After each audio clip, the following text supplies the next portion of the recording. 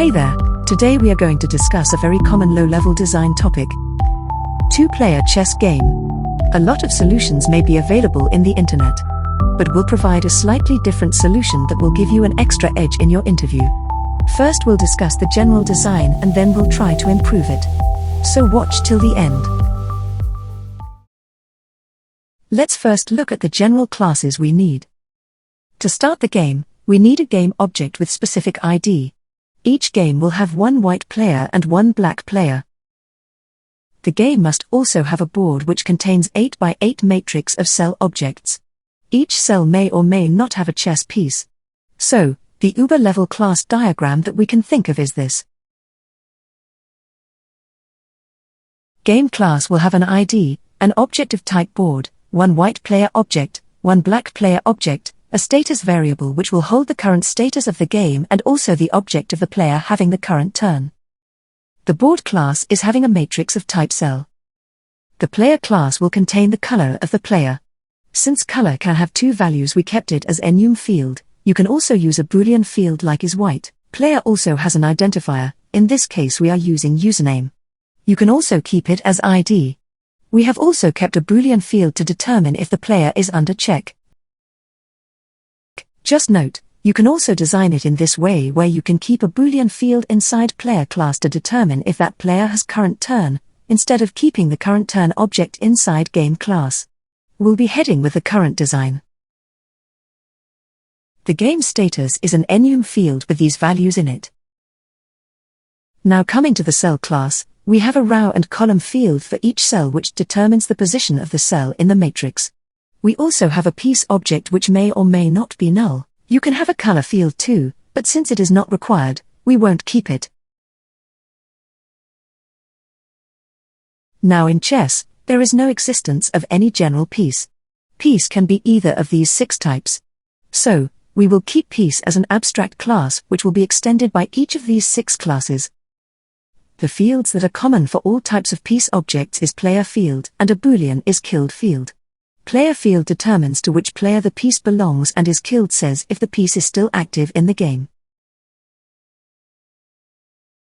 You can argue here why we didn't keep player as an abstract class and extend it as black and white. This is because black and white player are merely types and do not act differently based on types. So making 2 different classes makes no sense. Now let's look at the functional requirements. Before that, keep a note, we are designing this game in a way that client can use it either through API or through library package. Also we are assuming that in every API call, we are passing the client secret token to authenticate the user and so we are not explicitly mentioning it in every API. For API we just need to have an extra controller in between to redirect our request to the correct model function, but that controller part is out of scope of the video. The first requirement is to start a game with 2 users. In case of API, the input will be username 1 and username 2. The output of this API will be like this. The ID here is newly generated. For library functions it is very simple. Just create a new game using the parameters username 1 and username 2 and we will get the game object. As mentioned, the API actually calls this function internally through controller. The next functional requirement is the move API which will be called once the game is created. For API, we have to hit the move endpoint of that particular game whose ID we received in the previous API. Since the API calls are stateless, when the move API is called, the controller internally will pull up the game object from the cache with the help of the ID we passed and call the move function of the game. If you are directly using the library package, you can call the move method of the game object we created in the previous step. The API will take the username who is making the move and also the position from where to where the move is done. In the move method we could directly pass the int values of rows and columns. But it is a healthy habit to keep things encapsulated in an object so we use the object of spot class just for implementation purpose. The move method will just return Boolean value whether the move was successful or not. It will internally modify the state of game object which we can access through our code. For the API version, we will have to send this output to the client. If the move was valid, status of the game, details of the player in the next turn and if he is under check. The next API will be Resign. The input will be the player who is resigning, along with the game ID. The library function will modify the status of the game object, and so the return type is void. For API version, it will just return the game status. So to summarize, we used one additional class called Spot, which contains row and column. Also, we might want to store the list of moves taken by players during the game.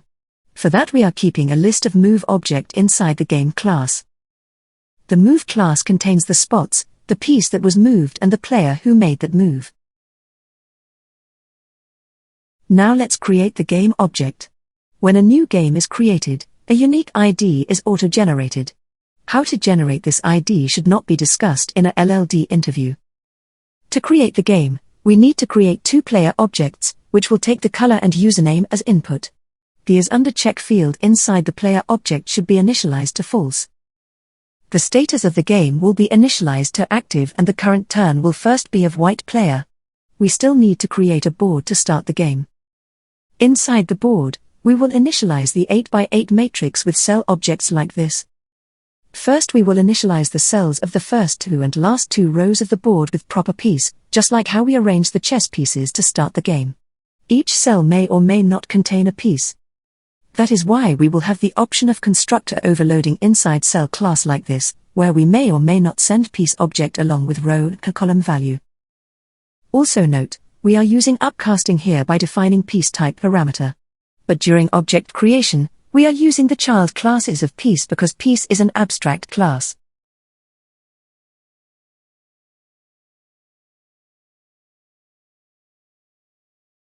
If you are not familiar with the OOP concepts of polymorphism, abstraction and inheritance, then please follow our Insta guide post link mentioned in description.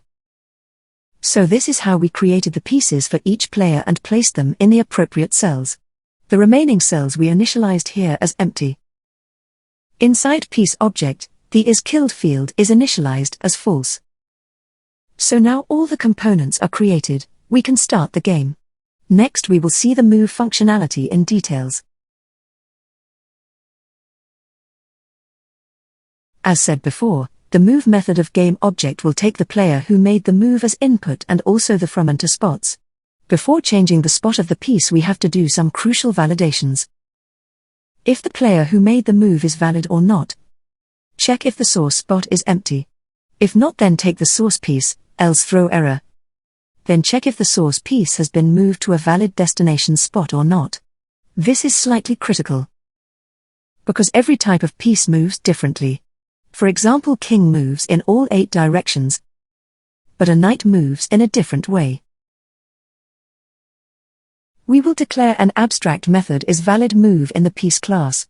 When this piece class is extended, the child class will have to implement this method according to its own movement pattern. So we need to have a common method for every chess piece to check if the movement made is valid or not. But since the logic for this validation will be different for every piece type, we can design it like this. This method will be more logically dynamic and easily maintainable than adding a single method and having switch case logic in it. We will not cover the internal logic of these methods because that is not within the scope of design interviews. In a design interview, you have to be very mindful on what to cover in details and what not in such limited hour. Now coming back to the move function, once the move is validated, we will check if the destination spot is having any piece or not. If it has, then we will update the isKilled field of the destination piece to true as it is getting replaced. After that we will check whether our opposite player is under check or not for this current move. If yes, then updated the IsUnderCheck field of the opposite player accordingly. Then update the game status and the current turn field of the game. Add this move to the move list and return true finally. In case of API, the controller will check if the output of move method is true. If yes, it will send the current state of the game object in the API output. The Resign API is very simple, we just need to update the game status and declare the opposite player as winner. So this is the summary of our design so far along with the methods. Note that all the fields here should be private and accompanied by proper getter and setter methods. Now what we are going to discuss next will enhance the security and stability of your design. And this will help you stand out from others in the design interview.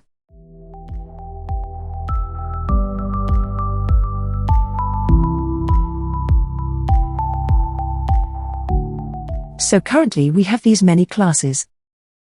Now if you notice, player and board objects logically should exist only when game object exists.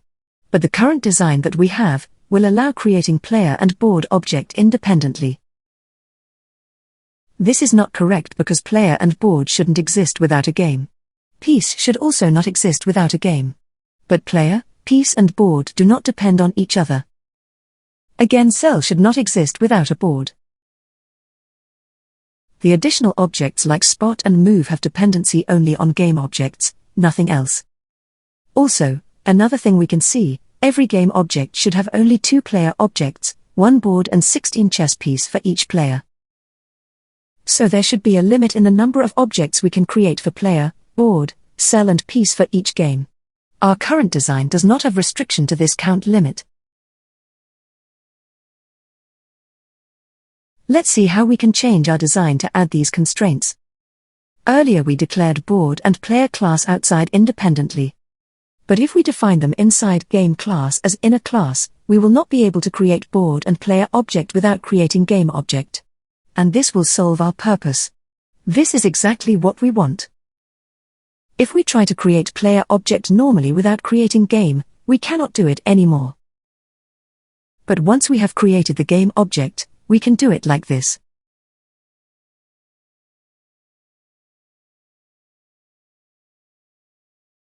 Similarly, we will do the same thing for other classes. We will keep an inner class for board, spot, move and piece 2 inside game class. The board class will have the cell inner class. This design will help us solve the first constraint. But we still have not solved the second constraint, that is restriction the count of object creation. For this we need to follow a slight variation of singleton class structure. So, this is the summary of logical class diagram. Singleton class is a class that can have only one object. We slightly modify this concept and use a variation to restrict the object creation count. We will make the class constructor of every inner class as private, thus we will no longer be able to create the object of inner class from outside the game class. Let's do with the board. We are making the board constructor private. And we will modify the getBoard method to this. Now no user will be able to create board object manually and will be forced to call the getBoard method of game object. Similarly we will do this for other classes. While creating game object, we are creating objects of board, player etc. Making the constructor private will not create any error as outer class can access private members of inner class. Thus we are restricting the count of inner object creation for each game by not allowing the user to create inner objects independently from outside.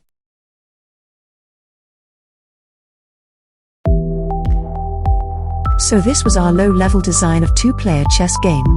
If you have found our video useful, give a like and share it with your friends who may seem interested. Don't forget to subscribe to our channel for more such videos. We will be back soon with another video. Till then, stay well and keep learning.